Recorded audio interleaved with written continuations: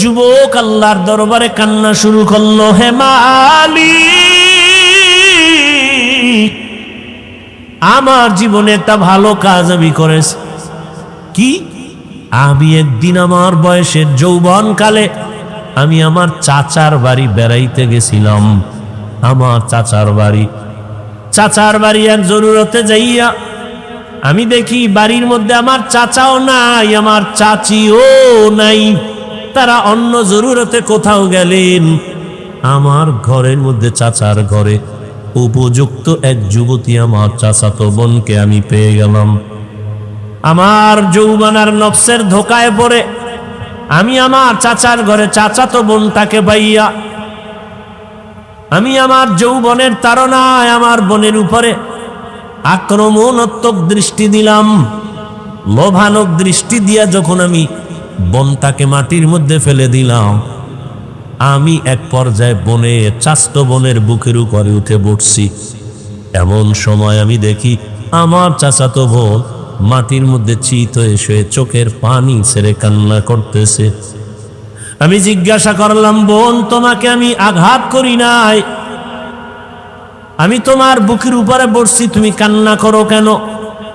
চাচাতো বোন বিনয় হয়ে বলে, ও আমার চাচাতো ভাই,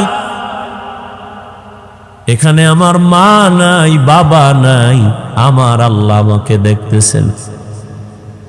আমার এই জীবনের বয়সে কোনোদিন কেউ আমার শরীর টাচ করে নাই। তুমি আমাকে শরীয়ত অনুযায়ী ইসলামের আইনে বিবাহ তো করতে পারো, বিবাহ করে নাও, কিন্তু কলঙ্কের দাগ বসাইও না রে ভাই। আমার জীবনে কোনো কলঙ্কের দাগ বসে নেই। আজ আমার জীবনের উপরে কলঙ্কের দাগ যদি বসে, আমি কেমনে মালিকের আদালতে দাঁড়াবো?